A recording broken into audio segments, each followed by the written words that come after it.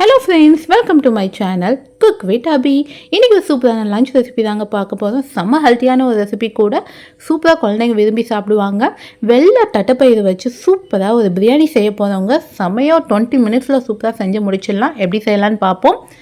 Biryani rice, ஜீரக சம்பா, பாஸ்மதி எந்த ரைஸாக இருந்தாலும் இதில் வந்து 1 கப் அளவுக்கு நான் எடுத்துருக்கேன். இதை நல்லா 2 டைம்ஸ் வாஷ் பண்ணிவிட்டு ஒரு ½ அன் ஹவர் தண்ணியில் ஊற வச்சிடலாம். இந்த பிரியாணி பார்த்திங்கன்னா அவ்வளோ ஃப்ளேவராக இருக்கும், டேஸ்ட்டாக இருக்கும், ரொம்ப சிம்பிளாகவும் இருக்கும், உடம்புக்கும் ரொம்ப ஹெல்த்து கூட. நம்ம எப்படி செய்வோன்னு தான் பார்ப்போம். தேவையான பொருட்கள்: வெங்காயம், மீடியம் சைஸ் வெங்காயம் 2, தக்காளி 2 பழம், 1 கேரட், 2 பச்சை மிளகாய். இந்த வெள்ளை தட்டைப்பயிரை நைட்டே ஊற வச்சுட்டேங்க. பாருங்கள், இப்படி அமுக்குன்னா நல்லா பயிர் உடையிற அளவுக்கு நல்லா ஊறி இருக்குது. இப்போ ஒரு குக்கர் எடுத்துக்கலாம். குக்கரில் வந்து 1 டேபிள் ஸ்பூன் அளவுக்கு எண்ணெய் விட்டுக்கோங்க. எண்ணெய் கொஞ்சம் காஞ்சோன்னா 1 டீஸ்பூன் அளவுக்கு நெய் சேர்த்துக்கோங்க. இப்போது 1 இலை அளவுக்கு பிரியாணி இலை சேர்த்துக்கலாம். 1 துண்டு பட்டை, 3 ஏலக்காய், 3 கிராம்பு, 1 அன்னாச்சி பூ, கொஞ்சம் கல்பாசி நல்ல ஒரு ஃப்ளேவர் கொடுக்கும். இதோட 1 டீஸ்பூன் அளவுக்கு சோம்பு. இதெல்லாம் லைட்டாக புரிஞ்சு வரட்டும். இப்போ நம்ம நறுக்கி வச்சுருக்க இந்த வெங்காயம் இருக்குல்ல, இதை சேர்த்துக்கலாம். சேர்த்து இந்த வெங்காயம் நல்லா கோல்டன் ப்ரௌனுக்கு வர அளவுக்கு நல்லா வதக்கி விட்டுக்கோங்க. வெங்காயம் சீக்கிரம் வேகிறதுக்கு நம்ம கொஞ்சம் உப்பு சேர்த்துக்கலாம். பாருங்கள், நல்லா வெங்காயம் நல்லா கோல்டு ப்ரௌன் கலருக்கு வதங்கி வந்துடுச்சு.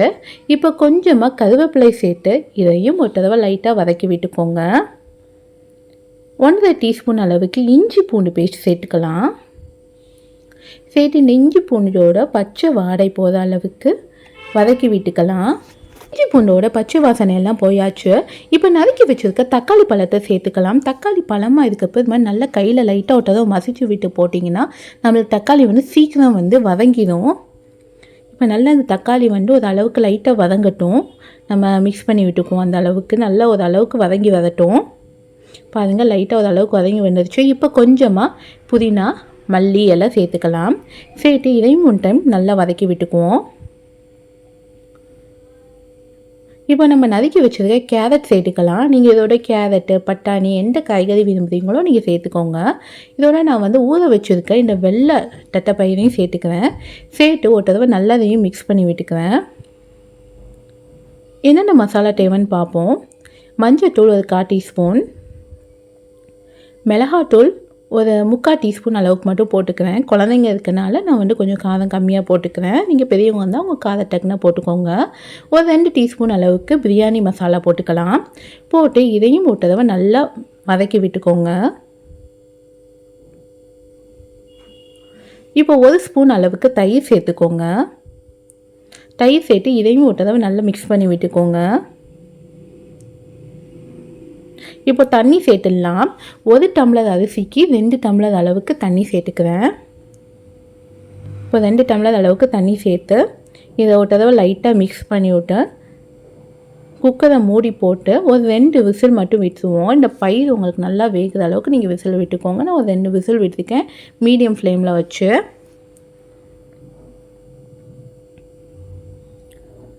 இப்போ வந்து ஓப்பன் பண்ணி பார்க்குறப்ப நம்மளுக்கு நல்ல பயிரெல்லாம் வெந்து வந்துடுச்சு.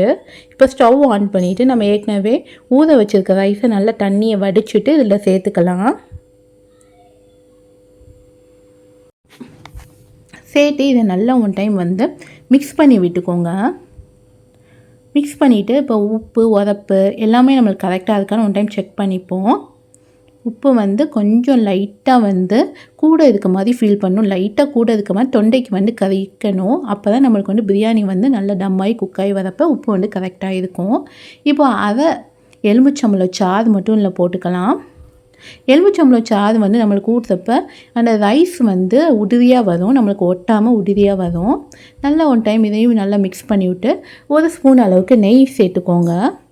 நெய் சேர்த்து இதையும் 1 டைம் நல்லா மிக்ஸ் பண்ணிக்கோங்க. நமக்கு ரைஸும் இந்த தண்ணியும் நல்லா ஒன்று சேர்ந்து வரும். பாருங்கள், இந்த பக்குவத்துக்கு வரணும்.